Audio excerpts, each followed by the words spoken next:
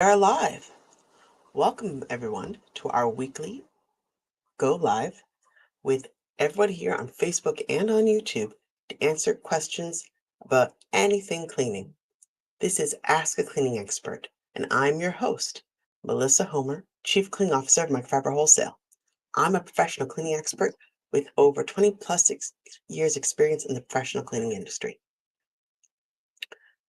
I have worked with some of the largest cleaning franchises and manufacturers in North America, but Microfiber Wholesale is changing the game by bringing me direct to you. Instead of having to join a large franchise and pay a royalty check to get expert advice, we're bringing expert advice to everyone every Friday at 1 p.m. Just log in and you can now get the advice that people used to pay thousands in royalties for. I know what I'm doing. I've helped thousands of cleaners get themselves out of the worst cleaning pickles, and I'm here and excited to help you. So come join us. Remember to like, subscribe, and follow Microfiber Wholesale so you can make sure you never miss another show. Just to make sure you want to be here, I'm going to let you in a secret. Every week we give away different giveaways and promo codes so you can get great discounts on Microfiber Wholesale's premium products just by hanging out and learning from other people's questions. If you have your own questions, just type them in the chat and we'll take care of you right away. For everyone watching, we're going to share our promo code. It's this week 15. You get 15% off as much as you want to buy from Microfiber Wholesale just for hanging out. So come, learn, and share with your fellow cleaning enthusiasts. If you ask questions, I might just give you an extra treat. We are giving away some fun product here for great questions, so don't be shy and be sure to type into the chat. This week, we are focusing on the topic of hard water. I'm going to share my knowledge about hard water while I wait for people to come join us and ask great questions. If you have a specific question about hard water cleaning, feel free to drop it in the chat. If you don't, that's okay. This is still an open cleaning Q&A. So if you have any question that isn't about hard water, that's totally fine. Just drop it in the chat. We'll take care of it. I'm very good at going off topic and swing right back in. One of the superpowers of ADHD. So I'm happy to help you out. So let's go ahead and talk about hard water. Hard water is one of the most misunderstood stain issues in cleaning. I see it all the time. People are fighting rust stains and mineral deposits in their shower and their tub and their toilet and their sink, and they don't understand it, so they don't know what products to select to fix it, and they end up causing themselves more headache, heartache, and damage than good. So let's break it down. First, what is a hard water stain? Hard water stains are minerals dissolved in your tap water that deposit on your surfaces. Pretty straightforward, right? All water has some minerals in it, unless you're getting like distilled water from the grocery store. All water has some minerals, but depending on the region and country you're in, or if you're using well water, your water may have a higher percentage of minerals than everybody else. Calcium, magnesium, and iron are the minerals that you're worrying about. They're the ones that create that rock-like formation all over your stuff. If you think about like a cave wall where you see those stalactites coming down from the ceiling, that's hard water if it's left alone for thousands of years. That crusty stuff on your tub and your shower would totally look like that cave wall if you left it alone for enough years. So that's the process that's happening. How do we stop it? Let's talk about how we get rid of hard water. And the answer is you got to dissolve the minerals or scrape them off. Those are your choices. If you want to dissolve minerals, the choice is acid. As you guess, water does dissolve minerals, but that's what brought it here in the first place. So you really can't use more water to get it off. Acids will actually dissolve the calcium, magnesium, and iron, making them brittle or actually just liquefying them so they come off of the surface you're on. The problem is not everything can handle acid or too much acid. And that's where people get themselves into a pickle. They say, oh, I know about hard water. I've read a little bit. I know it's minerals I need to dissolve with acid. Cool. I'm going to go to the grocery store and get myself the most hardcore acid product I can find. They'll get muriatic acid bowl cleaner and really strong Wink and heavy duty acid bowl cleaners and bathroom cleaners. Or the worst of all, they'll take toilet bowl cleaner and start squirting around the shower. What they don't realize is strong acid is no joke. Strong acid can burn the heck out of your skin, out of your eyes. Inhalation can actually cause nasal aggravation and damage to your airways. Even if you're not so bad as to get yourself injured, you can trash the stuff you tried to clean. Strong acids can pit metal. So if you've got plated metal tub drains and faucets, don't be embarrassed. A lot of people do. A lot of the faucet fixtures these days are just plated stuff. They're not thick metal all the way through. They're, cheap metal with the pretty stuff on top, especially chrome and things like that.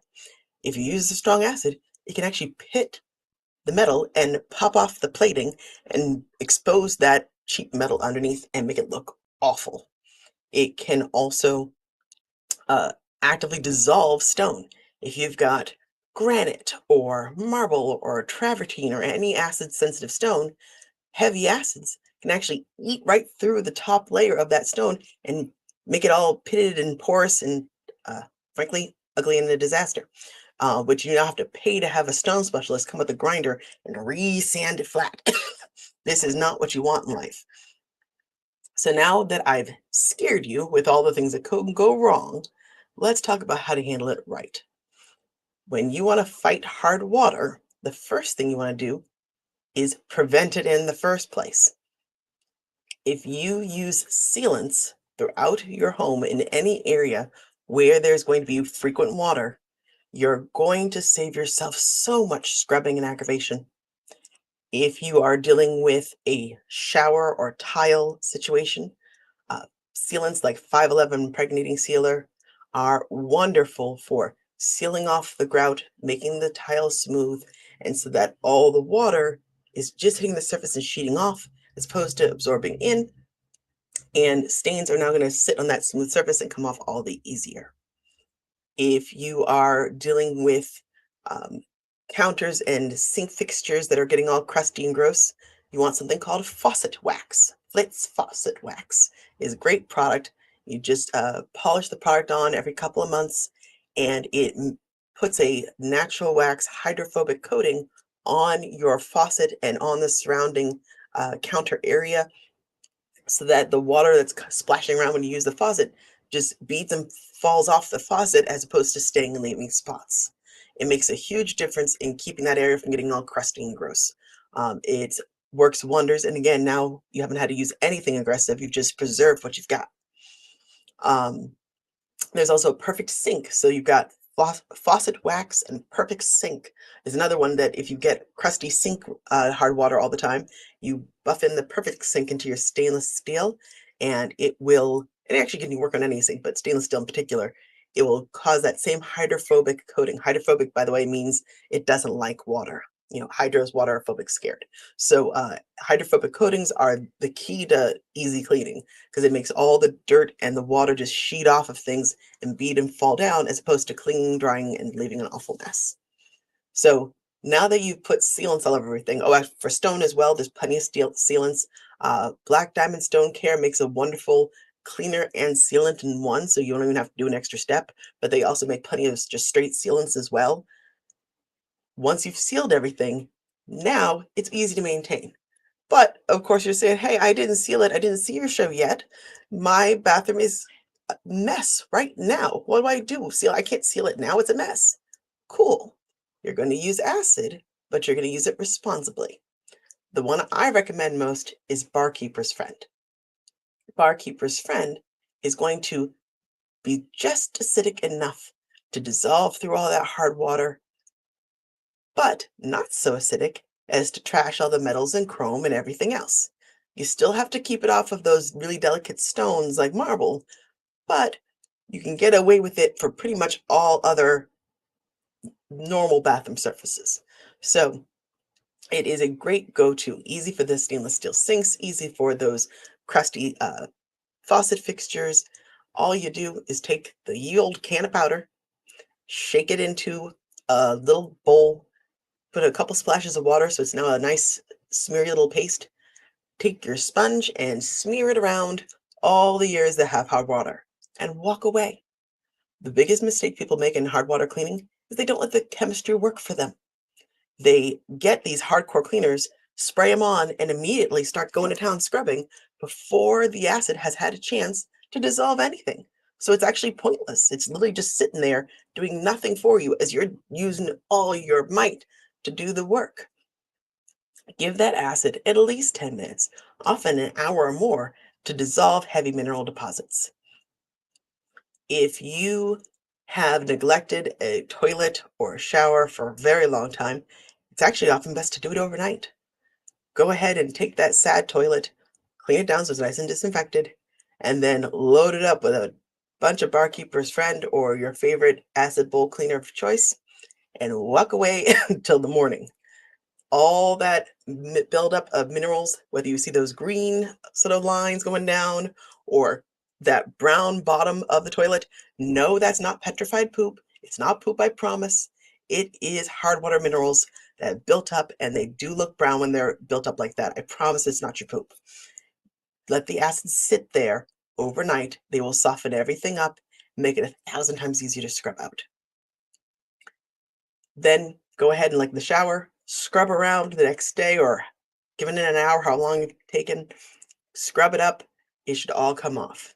Now, if you're stuck with a really bad buildup and it's not coming off easy, there are some professional tricks that I will give you with caution. The best trick is the pumice stick. P-U-M-I-E. It is legit a brick of pumice stone. This is not to be given out lightly. If you use it on the wrong surface, you can scratch the everlasting heck out of it. But pumice sticks are amazing for any sort of porcelain or tile type surface. So if you've got a toilet bowl that you've let get really bad and the bottom of the bowl is all brown and hard water ringed and just awful, clean and disinfect the heck out of it, soak it in acid for as long as you can, and then go ahead with long dishwashing gloves, take that pumice stick, and go to town scraping off all that buildup. It will come right off, I promise you. You're gonna go, I'm gonna scratch the heck out of this porcelain. You can't be serious. I promise you, as an expert, thousands of professional cleaners do this on the weekly. Pumice sticks will not scratch your toilet bowl. I promise you. You can go ham on it, and I, I will personally vet this process. I know I've done it myself many a times. It works. But just scrape around and that will get all come off. Again, all buildup you're seeing in that toilet, those green stains, those brown deposits, they are all minerals and they will scrape off with that pumice stick. And then if you use an acidic bowl cleaner going forward, you won't have this problem again. Now, I know I'm going to hear a couple people going, oh, well, I just use vinegar for everything. I know vinegar is lovely. Don't get me wrong. It actually is useful for hard water, but only in specific instances. And here's why. I love vinegar, don't get me wrong, but vinegar is a chemical like every other chemical. It's acetic acid 5%. Now people say, oh, well, it's a food product. Yes, but it's a laboratory-made chemical as well. If you looked at the factory process of making vinegar, by the time it's done, it's a chemical. It's not, just a generic, niche food product anymore. Acetic acid 5% absolutely is effective against hard water, but it is just a liquid acid. There is no other agents with it to make it effective as a hard water cleaner. It will dissolve the acid, that's nice, but when you buy a real hard water cleaner, they have several other agents in it that vinegar is missing. One, it has no surfactants. Surfactants are what make soap soap. It's the detergent-y part of soap. Surfactants basically look like sperm in reverse. So there's a head that likes the water, that's hydrophilic, and there's a tail that likes oil and dirt, that's oleophilic. And so the tails jam into all the dirt particles and body oils and soap scum and junk, and the head yanks it up into the water. Think of the movie from Up, that cartoon where the guy has the house and he makes it all lift up with the balloons. The balloons are surfactants, and they're going to lift up your dirt for you.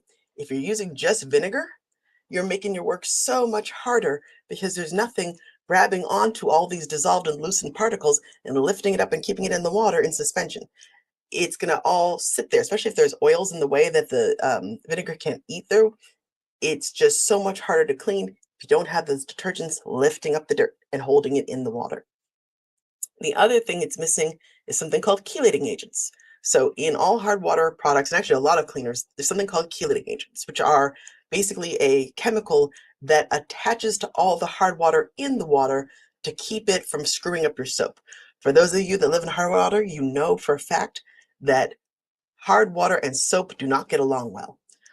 What happens is the soap tries to attach to all those hard water minerals and makes the soap less soapy. If you've ever washed your hair in a hard water area, you know, oh, it won't lather right. And everything doesn't lather right because the soap is getting consumed and eaten up by all those minerals of the water. Chelating agents solve that problem. They bond to the minerals before they screw up the soap. If you're just using vinegar in your toilet bowl or wherever you're dealing with hard water, your water and products are not going to work as well because you don't have those controls trying to stop the minerals in the water. The last reason you don't want to use just plain vinegar is it doesn't cling.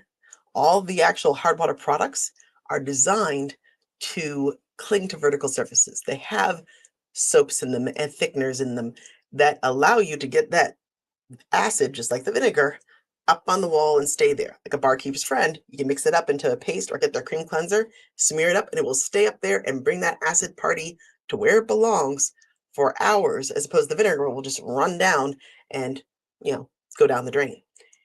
I love vinegar for doing things like cleaning out old coffee pots and cleaning out your coffee maker, that kind of thing, where there's a bowl in a controlled situation.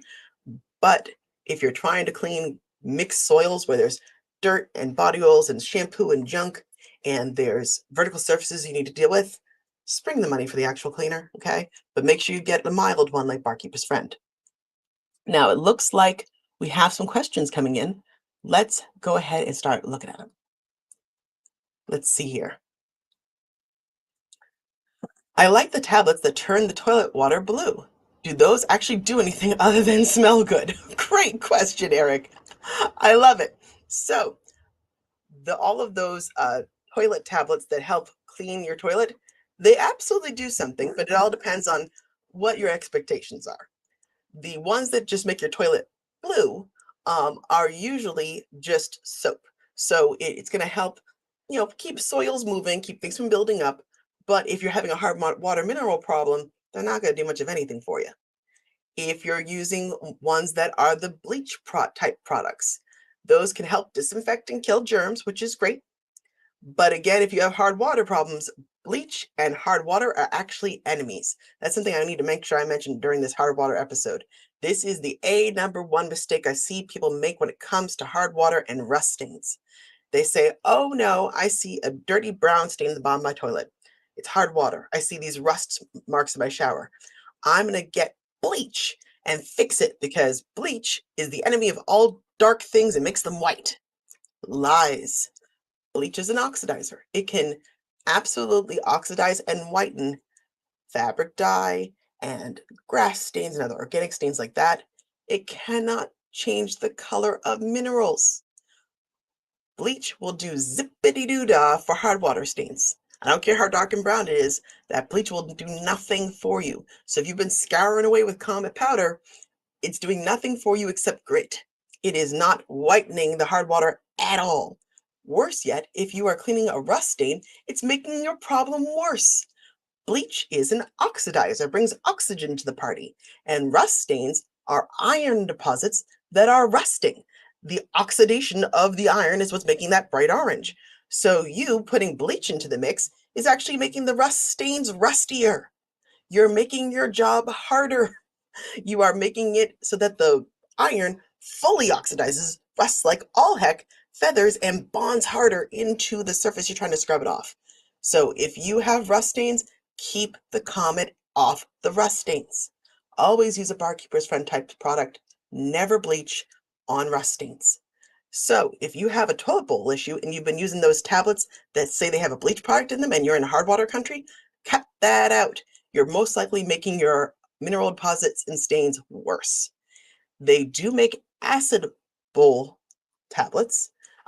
Companies like Wink and Iron Out and a couple make the same sort of toilet tablets that you're thinking of, but instead of being blue, they are specifically making your water in the tank acidic so that when it flushes through, hopefully the minerals are pre-dissolved some and won't build up as badly. It really does actually help. But I will note, those products are not a replacement for actually cleaning your toilet. I don't know how many people said they're going, oh, I still had to clean it. It didn't work. 1-star review. You kidding me? It's trying to help you make your job easier. It's not trying to eliminate the job for you. That toilet tablet is not a Roomba for your toilet. You still have to clean it on a regular basis. But that toilet tablet is making the job easier and less frustrating and less visible buildup.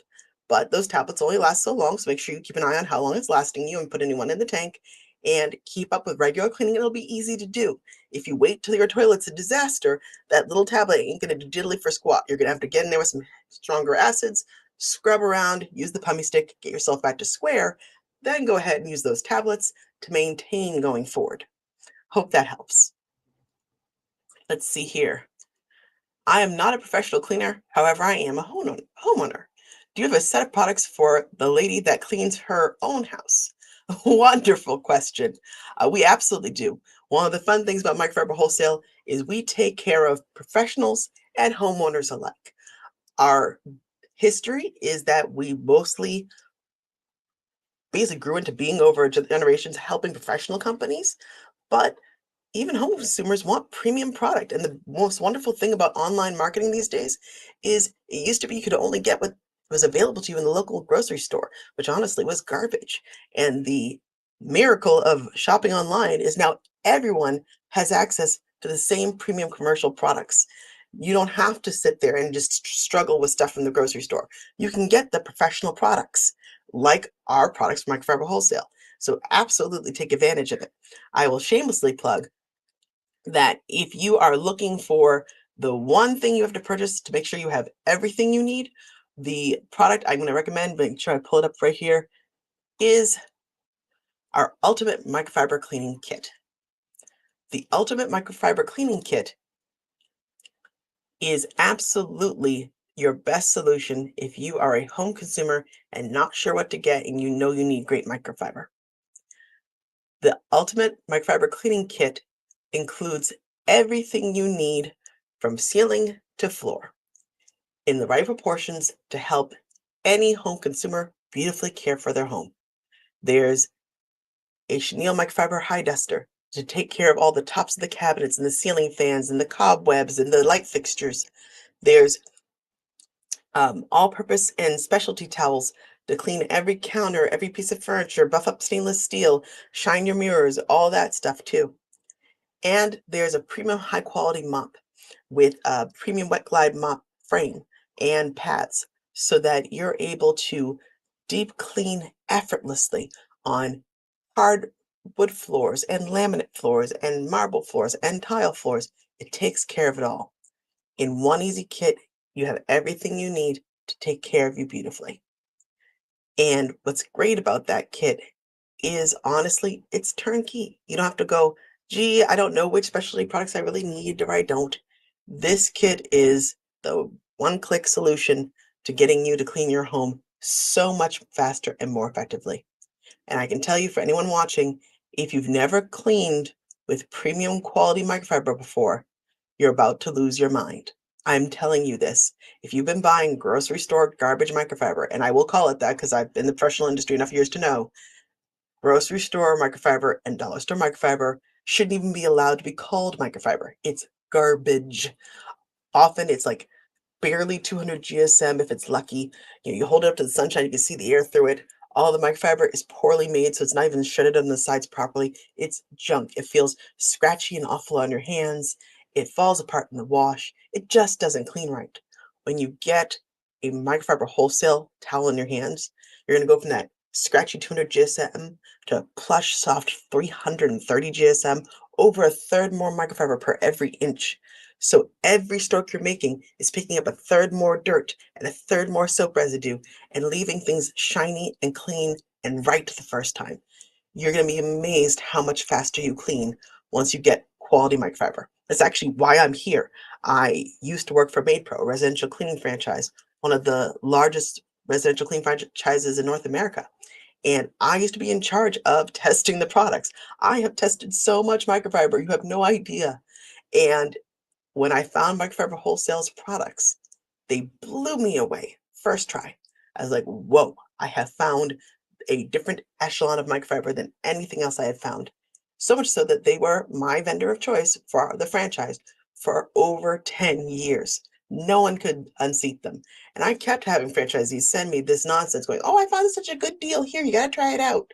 And I would sit there with my painter's tape, soils on each side, testing the products, and over and over and over again, Microfiber Wholesale's Microfiber would trounce whatever nonsense they had brought me. And I'd show them the pictures and I'd show them video and I'd go, don't know what to tell you.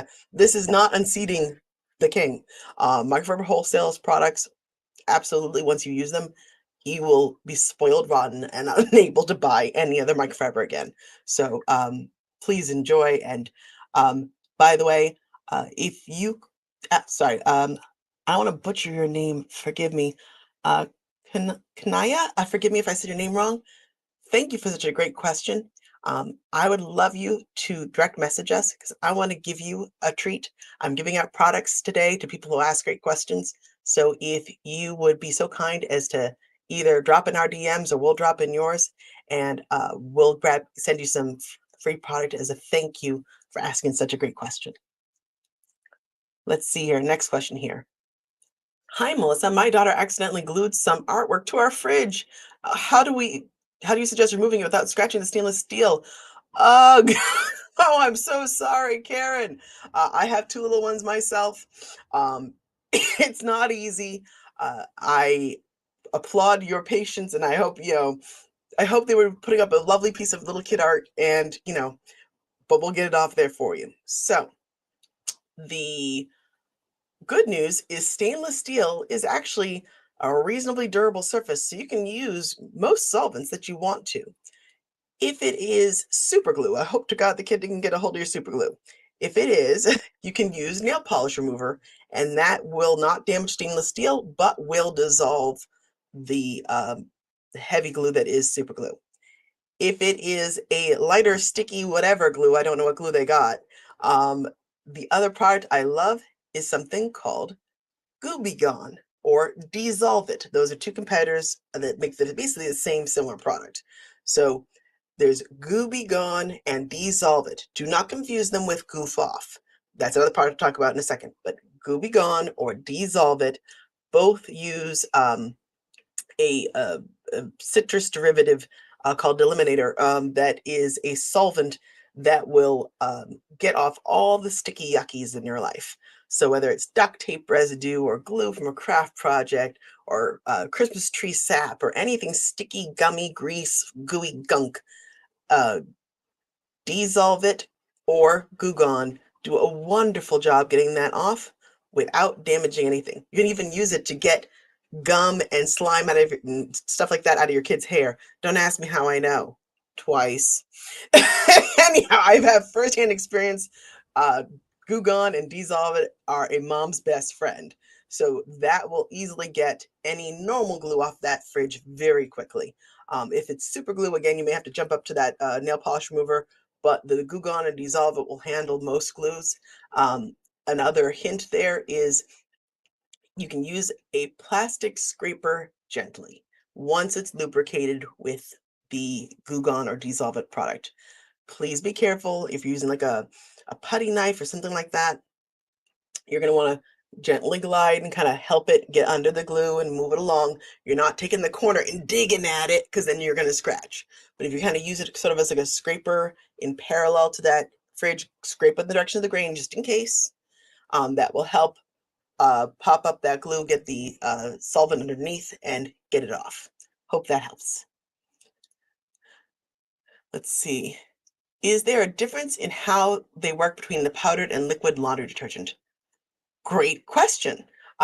There actually is. So powdered and liquid laundry detergent absolutely do the same thing at the end of the day.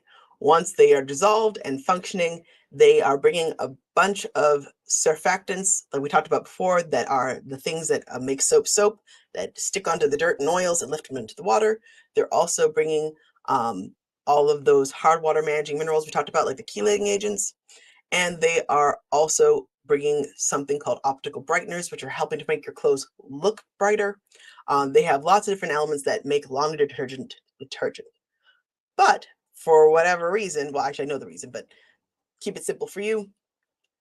Powdered detergent tends to work better in hard water because they're able to, due to the formula, put more of those hard water managing chelating agents in a powdered detergent formula rather than a liquid. So if you are in hard water country, powdered detergent tends to perform a little better for you. Not massively, but it is a notable difference. At the end of the day, though, I'll tell you, your biggest problem with detergent isn't that you're using powdered versus liquid. It's that you're using too much. I don't know you, Gretchen, but I guarantee you, you're using too much. We have a huge problem in this country of people overusing detergent in their washing machines. Reason being, we all grew up with the original formulas before HE washing machines, those high efficiency machines. As everyone probably remembers, the old school, upright washing machines used a ton of water. So they required more soap, and detergents weren't ultra concentrated yet. So they were going into a lot of water, and it was a liquidy, runnier product. So it used to be these big old cups of detergent that you sloshed in to make your one load of laundry. Now we've got high efficiency machines, those front loaders and some top loaders, that use literally like a third of the water the old school machines used to use, and they've made the detergents at least half the size, double the concentration, trying to be more environmentally friendly, so they're sending out less packaging. Both these things happened at the same time. As a result, we now need epically less laundry detergent than you used to use growing up as a kid. So if you were a kid during the 70s or 80s or even to the 90s and you saw mom doing the laundry, she filled up this big cup dispenser and dumped it in the machine. Now you need a shot glass. 1 to 2 ounces max is what you need to run your front load washer. And everyone's still sitting there filling the cup and pouring it in. And you gotta stop yourself.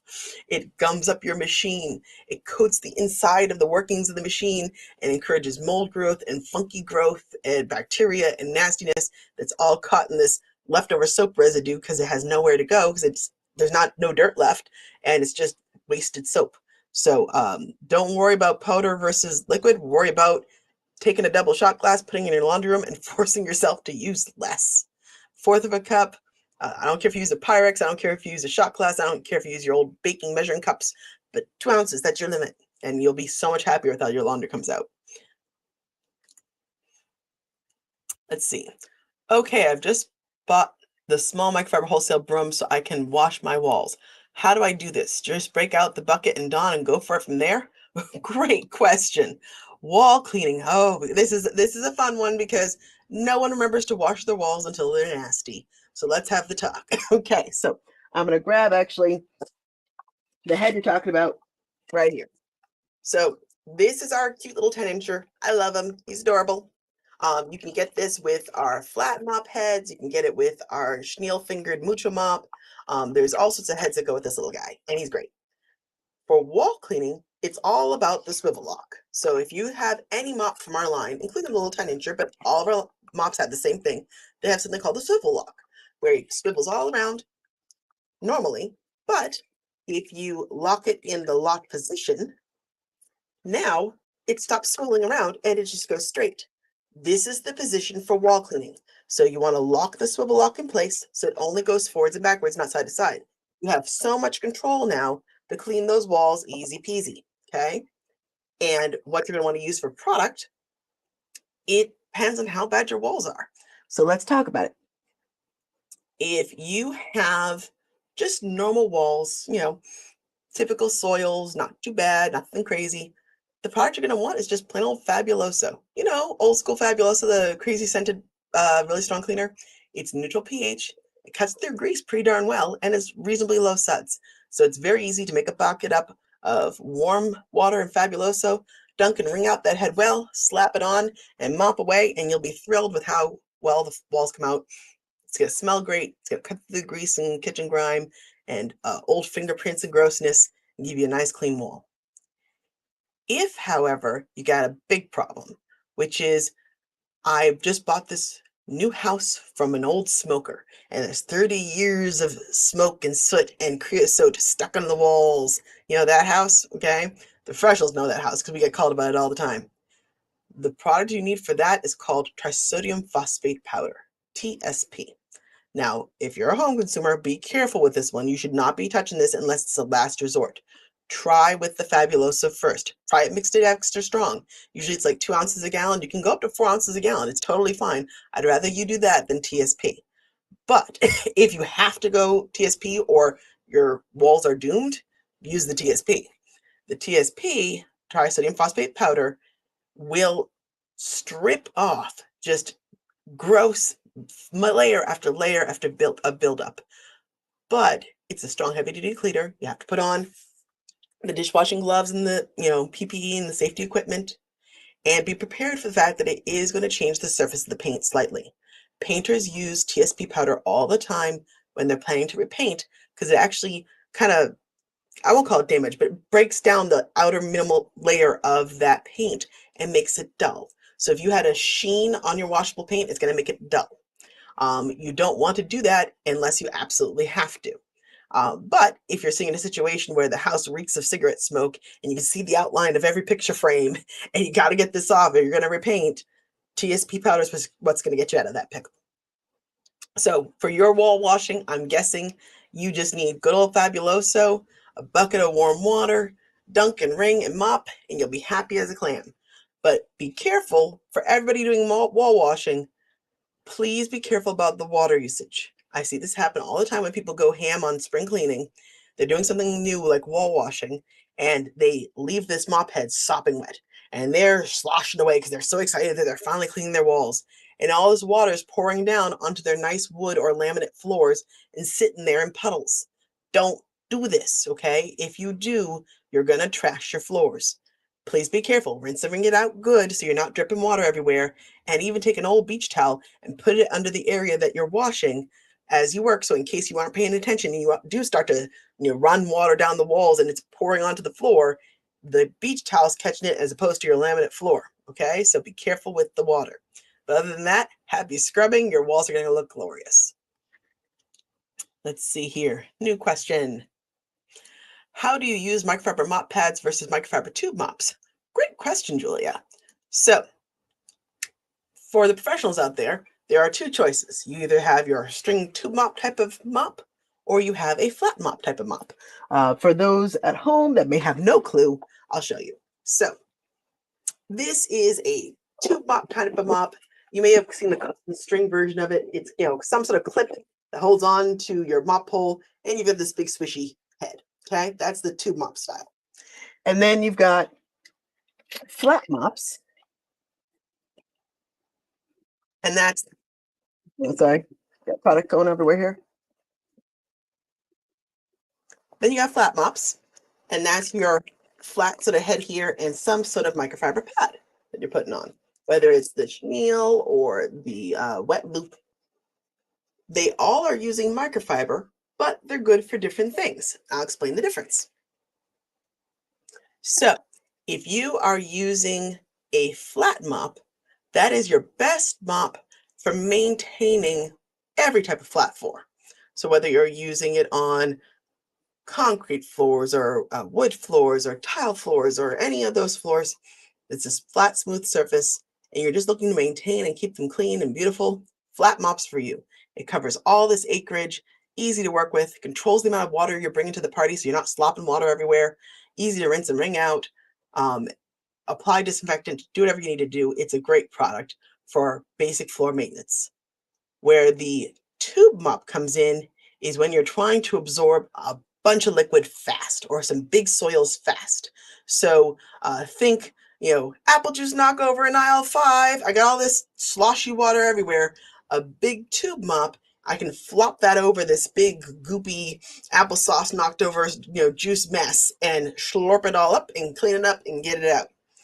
So it's much better for that, I guess we'll call it big, complex, soiled water scoop up sort of situation. If you are cleaning up something that you know you can easily launder, the tube mop is the way to go. Does a beautiful job. It brings the power of microfiber to string mop world. Most people have those cotton string mops and they're awful. They stink, they smell, they don't clean well, they fall apart quickly. You're trying to bleach them, make it look good. I hate cotton string mops. I really do. They're for costumes only. That's point as far as I'm concerned. If you're dressing up as a member of the witch trio from that Halloween movie we will not name in case I get in trouble for it. If you want to dress up and use that mop for that, go buy it. All means, go ahead. But if you are trying to clean a floor commercially, get that stupid string mop out of your hand. That thing is from like 1985. Make it stop. Get a microfiber tube mop. It's going to use microfiber, which holds onto so much more dirt and give you a much shinier and cleaner floor. The only time I won't recommend that tube mop, though, is if you're cleaning up something you can't launder out. A microfiber tube mop is microfiber, so it's good quality stuff. You're going to pay, a decent price for it, but it lasts forever, which is why you buy it. Awesome. But sometimes you got to clean up things you never want to see the inside of your washing machine. That can be a oil knockover or gasoline knockover or other dangerous chemical knockover, or you're cleaning up in a highly infectious space, or you're applying floor finish. If you're a commercial entity and you're trying to apply floor finish, as you know, floor finish is murder to mop heads. There's no way to launder it out effectively. It ruins whatever mop you're using. So in that case, you want to use something called the finisher. The finisher is a mop head we designed that's a lint-free disposable mop head. Let me see if I have that here for a second here. I believe I do. Yep, I do. Okay, great. So this is the finisher. The finisher, I'll just fluff it up so you can see it, is just like that tube mop, but it's made from a lint-free, we'll call it microfiber adjacent material. It's a non-woven material that's very similar to microfiber, not quite the same, but very close. It's going to give you nice, smooth floor finish. It's going to absorb and pick up the dirt. It's going to get rid of all that grossness and the chemicals that you're worried about, but it's cheap enough you can go blink once you're done with it, as opposed to trying to introduce all that nonsense into your laundry cycle. So any commercial entity needs at least a couple finisher heads sitting in a closet somewhere, because when something goes wrong, you need that thing or you're wasting your perfectly good, nice mop heads. So great question, Julie. Thank you. Next one here. Thank you. Luckily, I'm just dealing with regular old school glue, not super glue. Ha, good, good. That's good news, Karen. Yeah, you'll be totally fine with Glue Be Gone or Dissolve It. And you want a bottle of that anyway for the slime and the putty and all those other sticky things that the kids are into these days. You always want a bottle around if you're a mom. Trust me on this one. I can't tell you how often I use mine. Way more than I'd like to, let me tell you that. Let's see here. Can I get permanent marker off of shoes? Ooh, Renee, that's a tough one. Okay, so the answer here is it depends the shoes. So permanent marker is pretty pernicious, I'll be honest. It's a permanent for a reason. They call it permanent for a reason.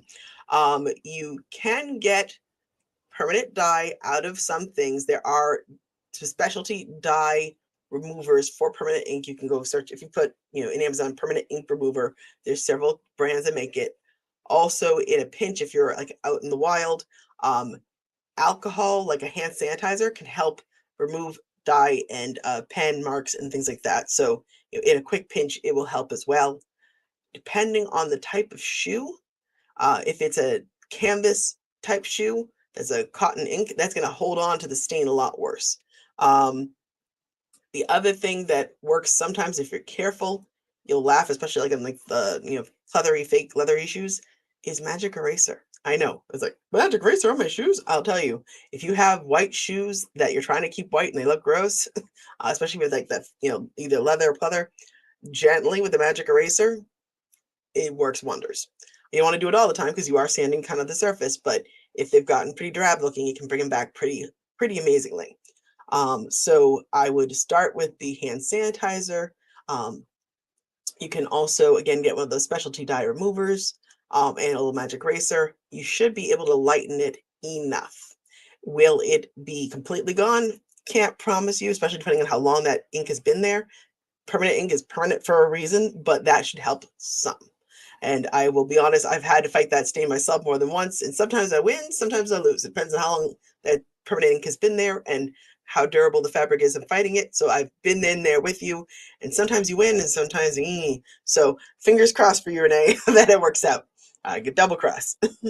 All right, so let's see here. I got another question. During a walkthrough, I came across a toilet that had mold growing on the inside rim.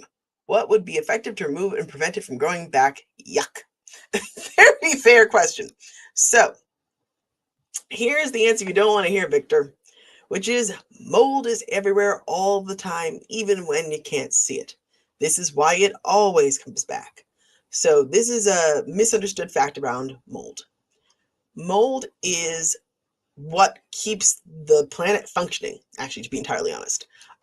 Every time a leaf falls or a piece of grass dies or any organic matter or creature falls dead somewhere in the woods, mold and bacteria and algae and creatures eating it up is how the planet functions. If these things didn't exist, we would be literally nose high in dead things. It's bad. Okay, we need mold. Mold is important.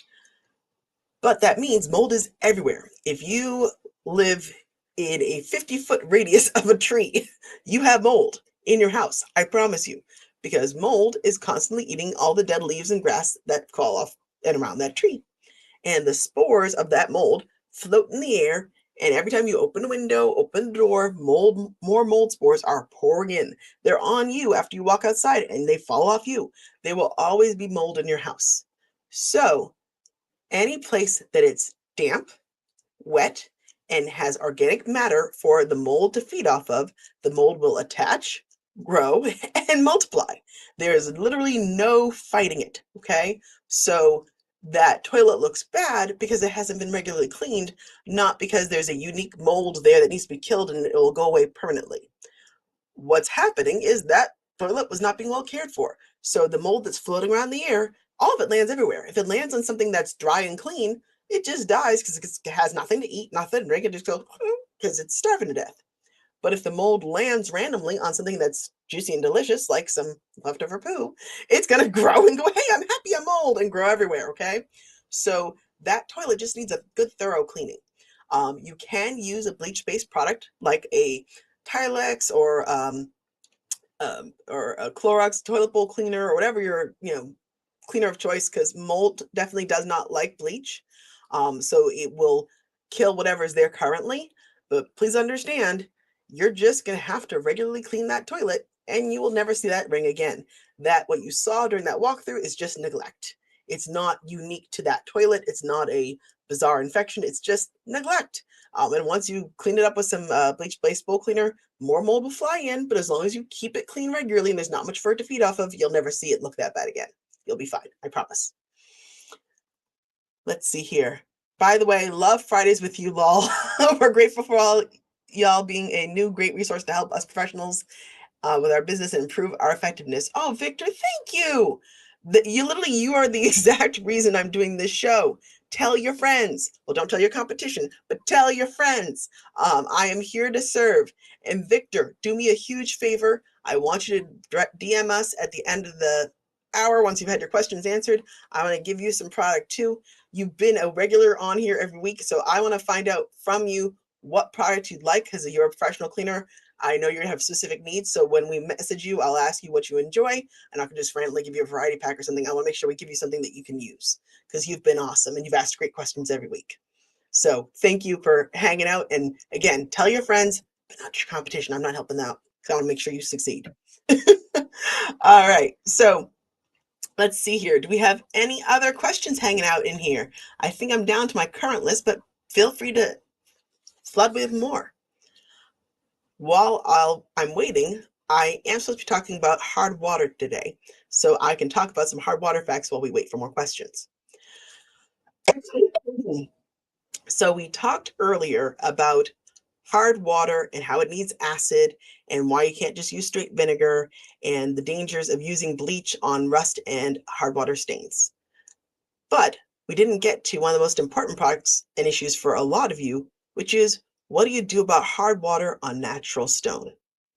This is the biggest pickle a home consumer or a professional cleaner can get into, which is you've bought yourself this beautiful natural stone bathroom and you live in an area with really bad hard water. Quite frankly, someone should have warned you.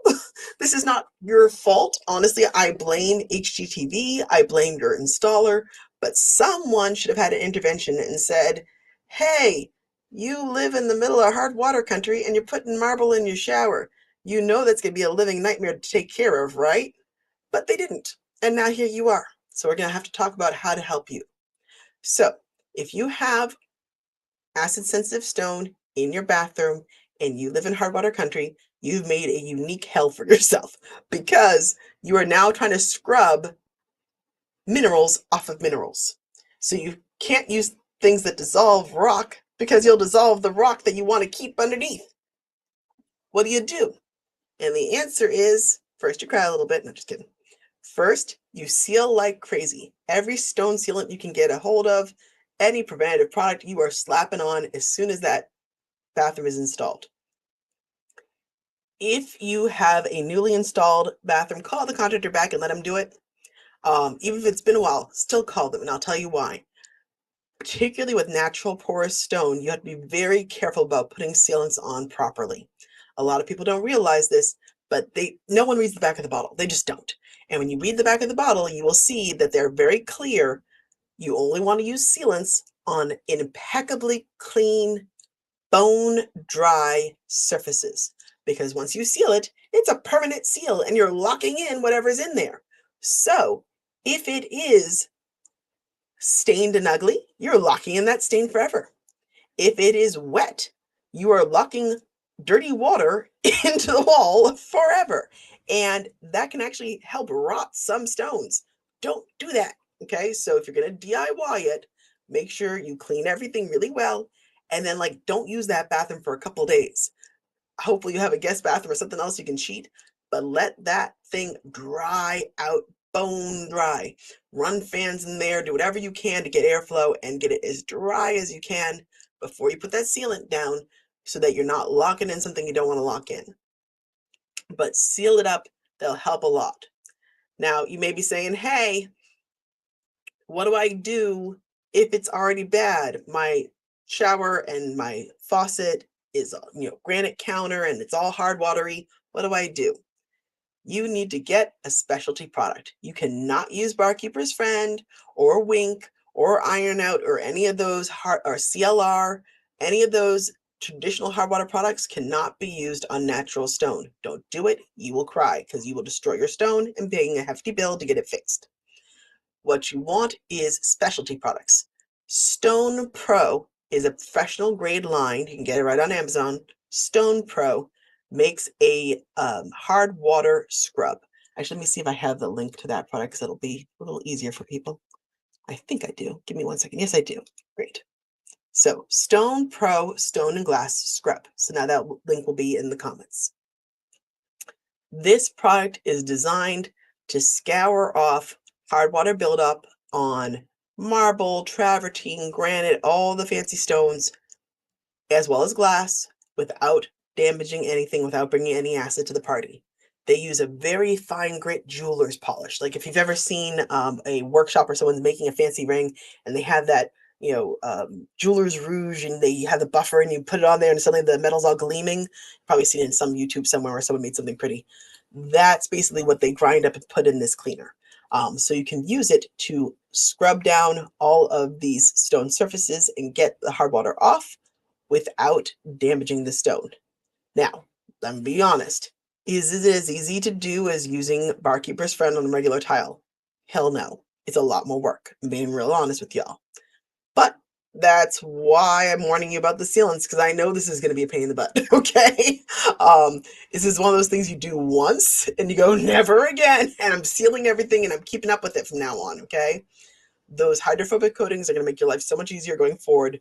So this one last slog, you will scrub and scrub hard and a lot. Non-abrasive pads are your friend. And actually, fun trick, if you go on Amazon, you'll see a lot of pad holders for your drill. If you type in uh, buffing pad holder or scrubbing pad holder or polish pad holder for your drill, you will find these 6-inch pads with the stem on it so you can stick it in your cordless drill. Don't use ones with brushes because that may, some of the brushes are stiffer than you want and you may start to scratch up a stone. But a lot of the ones that have like the flat pads to it, you can use that to scrub and give you that action so you're not quite so exhausted from the work. But be careful you don't get anything too scratchy. I don't want you to mess up your stone. But if you get one of those flat pads, put the stone scrub on and you'll eventually get through it all. And then you'll never do it again. All right, let's see. Next question here. What is a great product to help a house smell good? I have dogs, but without covering fake fragrances. Thank you. Great question, Gretchen. You asked really great questions, by the way. So let's talk sense. Big picture, what makes fragrance or malodors in your house is the item itself as well as bacteria. So it depends what you're smelling that you're concerned about. You mentioned dogs, so I'm guessing you're fighting bacteria. If, for example, you said, I have a family member that smokes, then the actual tar and nicotine of the soot could be emanating fragrances, and it's actually the item itself that needs to be washed away. When you're dealing with something like a dog, it's just organic soils of, dirt they walked in, sweat and body oil and dander from the pet and from you all over the house. And frankly, like we mentioned before, where bacteria and everything breaks down dying matter, bacteria is doing their job. They're eating up all the leftover doggy bits and human bits everywhere, and they're farting. And that's the smell you're smelling. Sorry. Yes, the smell is bacteria farts. I know I have to say that out loud. But so now we know what the problem is. How do we address it? And the answer is you need to make sure as much organic matter is being removed from the property wherever you can. The biggest culprit for most people is their soft surfaces.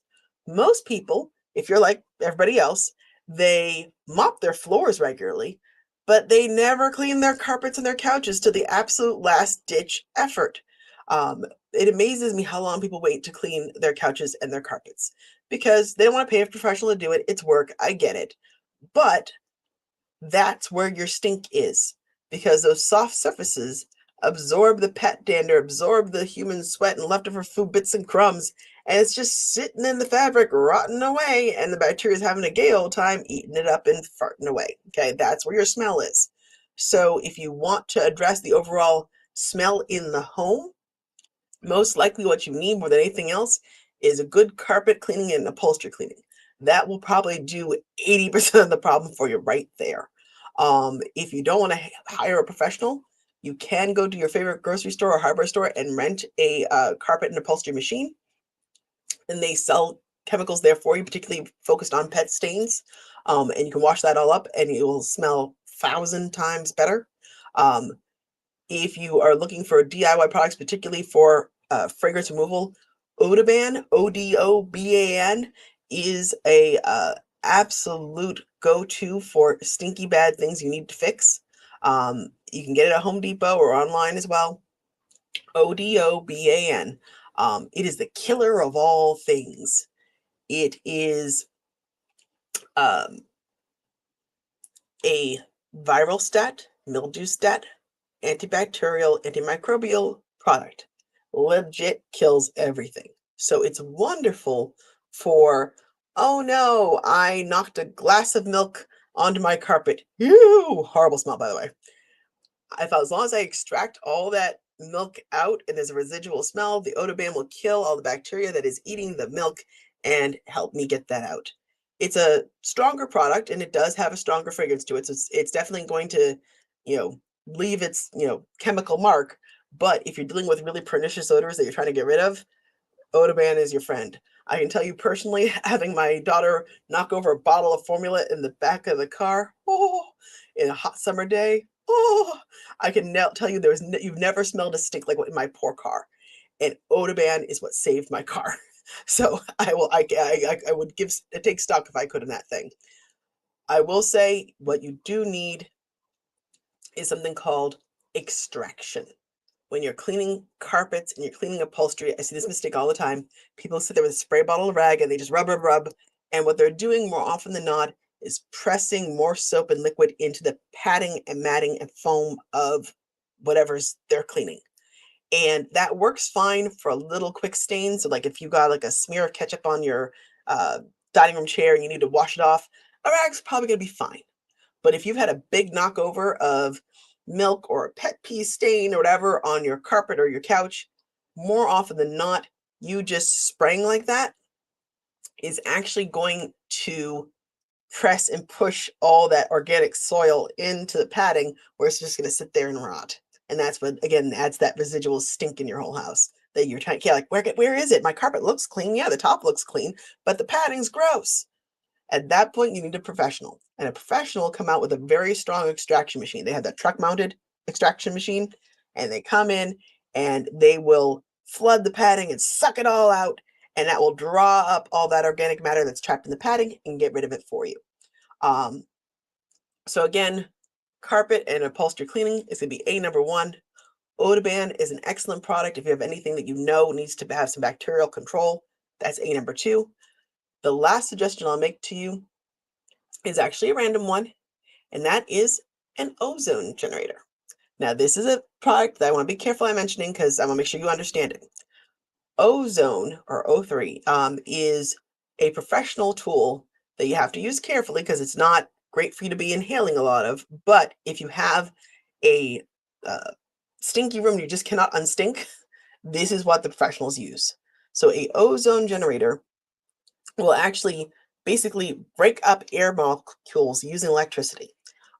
Think about like after a rainstorm, how wonderful the air smells. That's ozone. As the lightning strikes, the electricity breaks apart the oxygen and reformats it, and then it's unstable, so it goes back to air after a little while. But that ozone that's created kills all sorts of older molecules and destroys them and makes the air smell really fresh and clean, which is why it smells amazing after a rainstorm. And ozone generators are basically doing that action on a tiny little electronic level. And depending on the ozone machine you can get, it will tell you how much of an area it can treat. There's a ton of them online you can get. What you do in that situation is you plug in whatever ozone generator you've got, close the door, set it to go on for however long it tells you to on the box, follow the directions, and stay out of the room. You don't want to be there breathing it in, it's not great for you.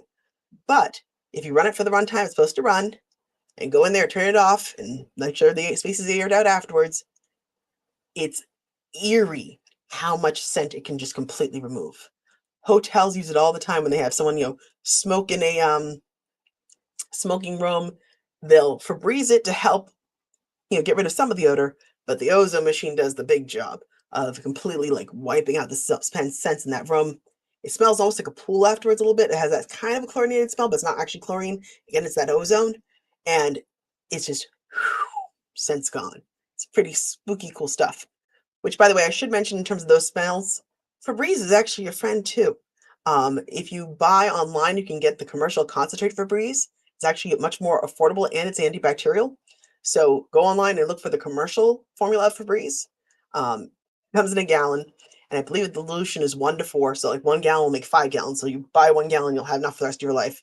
I think Staples sells them by the gallon. And that product, you just take a garden sprayer. Those tank gallon garden sprayers, put 1/5 product and the rest 4 parts water, so 1 to 4. And now you're armed with a pretty dang effective odor remover. Febreze is actually really neat tech. The way Febreze works is something called cyclodextrin. Fun chemical here. So cyclodextrin is really cool. What it does is it actually makes a web out of odor molecules. So the way fragrance works is particles float in the air, they get into the receptors in your nose, and your receptor latches on and says, "Oh, I know what that is. That's dead fish. Cool." And you smell the smell. Awesome. What Febreze is doing is it's attaching to those tiny little particles and making them into a web. So even if they rip off and float into the air, they're too molecularly big and awkward to latch into the receptors in your nose anymore. So that stale dog stink is still right there on the couch. You just can no longer molecularly smell it. Isn't that wild? It's cool as heck. Anyhow, Febreze is great for basic freshening. So if you've gotten your carpets washed and you've gotten your upholstery washed and you've been cleaning your floors well and you've dressed any latent stains that might be sitting in that carpet, like a pet pee stain that's leaving a residual smell you didn't realize was in the padding, you've handled all those things. Febreze is great for just every once in a while hitting everything and giving it a quick mist off, and it handles all those surface smells. But understand, Febreze is not going to solve things actively growing. So, for example, that pet accident that you didn't clean up properly the first time and is rotting in your padding, even if you douse it in Febreze, it's not going to remove the organic matter. It will stop the scent that is there today, but new bacteria will grow and they will keep farting and the smell will come back. Or if there's active mold growth, the mold spores will keep growing and you'll smell that moldy smell. So make sure you've cleaned it thoroughly, get the soils out, then go ahead and hit with the Febreze as a final step to get rid of the residual odor. But don't use Febreze on dirty things. Expect magic to happen. The smell will always come back if the thing is still dirty. Hope that all helps. Let's see. I wish we could buy smaller sets in bulk. Angel, do you mind sharing with me what product you're concerned about buying in bulk? Which one are you worried about? Forgive me, I missed when you put this up.